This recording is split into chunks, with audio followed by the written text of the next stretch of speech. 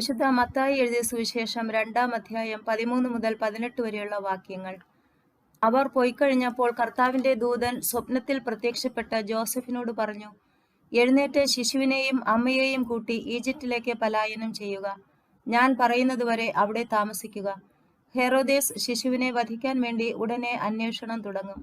അവൻ ഉണർന്ന് ശിശുവിനെയും അമ്മയെയും കൂട്ടി ആ രാത്രി തന്നെ ഈജിപ്റ്റിലേക്ക് പോയി. ഹെറോദേസിന്റെ മരണം വരെ അവിടെ വസിച്ചു. ഈജിപ്റ്റിൽ നിന്ന് ഞാൻ എൻ്റെ പുത്രനെ വിളിച്ചു എന്ന് പ്രവാചകനിലൂടെ കർത്താവ് അരുൾ ചെയ്തത് പൂർത്തിയാകാനാണ് ഇത് സംഭവിച്ചത്. ജ്ഞാനികൾ തന്നെ കബളിപ്പിച്ചെന്ന് മനസ്സിലാക്കിയ ഹെറോദേസ് രോഷാകുലനായി. അവരിൽ നിന്ന് മനസ്സിലാക്കിയ സമയമനുസരിച്ച് അവൻ ബേത്ലഹേമിലെയും സമീപ പ്രദേശങ്ങളിലെയും 2 അതിൽ താഴെയും വയസ്സുള്ള എല്ലാ ആൺകുട്ടികളെയും ആളയച്ച് വധിച്ചു. ഇങ്ങനെ ജെറമിയ പ്രവാചകൻ വഴി അരുളി ചെയ്തപ്പെട്ടത് പൂർത്തിയായി. റാമായിൽ ഒരു സ്വരം, വലിയ കരച്ചിലും മുറവിളിയും. റാഹേൽ സന്താനങ്ങളെക്കുറിച്ച് കരയുന്നു. അവളെ സാന്ത്വനപ്പെടുത്തുക അസാധ്യം, എന്തെന്നാൽ അവൾക്ക് സന്താനങ്ങൾ നഷ്ടപ്പെട്ടിരിക്കുന്നു. ഹെറോദേസിനാൽ വധിക്കപ്പെട്ട ശിശുക്കളുടെ ഓർമ്മ ദിനമാണിന്ന്.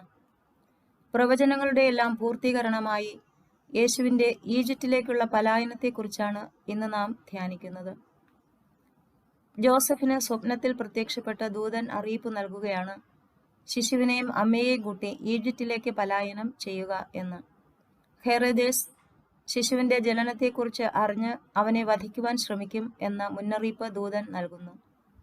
ജോസഫ് ദൈവഹിതം എപ്പോഴും അറിയുവാൻ ജാഗ്രതയോടെ ഇരിക്കുന്ന നീതിമാനാണ്. സ്വപ്നത്തിൽ ലഭിച്ച അറിയിപ്പനുസരിച്ച് ഉടൻ തന്നെ ശിശുവിനെയും അമ്മയെയും കൂട്ടി ഈജിപ്റ്റിലേക്ക് പോവുകയാണ് ജോസഫ്. ശിശുവിനെ വധിക്കുവാൻ അന്വേഷിക്കുന്ന ഹെറോദേസ് 2 വയസ്സിനും അതിനു താഴെയുമുള്ള എല്ലാ കുഞ്ഞുങ്ങളെയും വധിക്കുവാൻ ആജ്ഞാപിക്കുകയാണ്. കുറേയേറെ ശിശുക്കൾ വധിക്കപ്പെടുന്നു. യേശുവാകട്ടെ ഈജിപ്റ്റിലേക്ക് പോവുകയാണ്, അവിടെ താമസിക്കുന്നു. ഹെറോദേസിന്റെ രോഷം കെട്ടടങ്ങുന്നില്ല.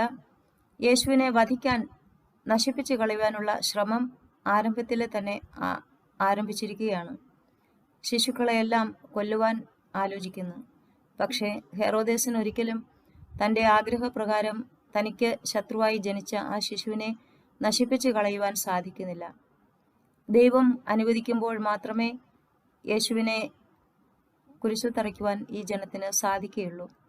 അതുവരെ പല ശ്രമങ്ങൾ നടത്തുന്നുവെങ്കിലും യേശുവിനെ പിടിക്കുവാനും യേശുവിനെ വധിക്കുവാനും ഒക്കെ പലപ്പോഴും യഹൂദർ ശ്രമിച്ചു എങ്കിലും സാധിക്കുന്നില്ല എന്ന് നമുക്ക് കാണാം. വിശുദ്ധ മത്തായിയുടെ സുവിശേഷം 2-ാം അധ്യായത്തിൽ വിശുദ്ധ ഔസേപ്പിതാവും മാതാവും ശിശുവിനെയും കൊണ്ട് ഈജിപ്റ്റിലേക്ക് പോകുന്നത് പ്രവചനങ്ങളുടെ എല്ലാം പൂർത്തീകരണമായി അടയാളപ്പെടുത്തിയിരിക്കുന്നു. മത്തായി എല്ലാ കാര്യങ്ങളും പുതിയ നിയമത്തിൽ നിറവേറുന്നതെല്ലാം പഴയ നിയമത്തിന്റെ പൂർത്തീകരണമായി ആണ് അവതരിപ്പിക്കുന്നത് എന്ന് നമുക്കറിയാം. എല്ലാ കാര്യങ്ങളും ദൈവഹിതപ്രകാരം നിറവേറുവാൻ പരിപൂർണമായി സഹകരിക്കുന്ന വിശുദ്ധ യൗസേപ്പിതാവിനെയും മാതാവിനെയും കുറിച്ച് നമുക്ക് ധ്യാനിക്കാം. ശിശുക്കൾ വധിക്കപ്പെടുന്നത് വേദനാജനകമായ അനുഭവമാണെങ്കിലും ദൈവം തങ്ങൾക്ക് കാണിച്ചു തരുന്ന വഴിയിലൂടെ അവർ സഞ്ചരിക്കുകയാണ്. തങ്ങളെ ഏൽപ്പിച്ചിരിക്കുന്ന ദൗത്യം ഈ ശിശുവിനെ കൂട്ടി ഈജിപ്റ്റിലേക്ക് പലായനം ചെയ്യുക എന്നതാണ് എന്ന് തിരിച്ചറിഞ്ഞുകൊണ്ട് മറ്റൊന്നും ആലോചിക്കാതെ ദൈവഹിതം നിവർത്തിയാക്കുന്ന ആ മാതാപിതാക്കൾ, തങ്ങളുടെ കുഞ്ഞിനെക്കുറിച്ചുള്ള ദൈവഹിതം എന്താണെന്ന് ജാഗ്രതയോടെ കാത്തിരുന്ന് അത് നിറവേറ്റുവാൻ ഒട്ടും അമാന്തം കാണിക്കാത്ത മാതാപിതാക്കൾ. വിശുദ്ധ യൗസേപ്പിതാവിൻ്റെയും മാതാവിൻ്റെയും മാതൃക നമുക്കും ഏറ്റെടുക്കാം. ദൈവഹിതം എപ്പോഴും മനസ്സിലാക്കുവാൻ ജാഗ്രതയുള്ള, തുറവിയുള്ള മനസ്സും ഹൃദയവും ആത്മാവും നമുക്ക് കാത്തു സൂക്ഷിക്കാം. ഓരോ ചുവടുവയ്പിലും ദൈവത്തിൻ്റെ ഹിതം എന്താണെന്ന് തിരിച്ചറിയുവാനും അതനുസരിച്ച് പ്രവർത്തിക്കാനുള്ള ജാഗ്രത നമുക്ക് പുലർത്താം.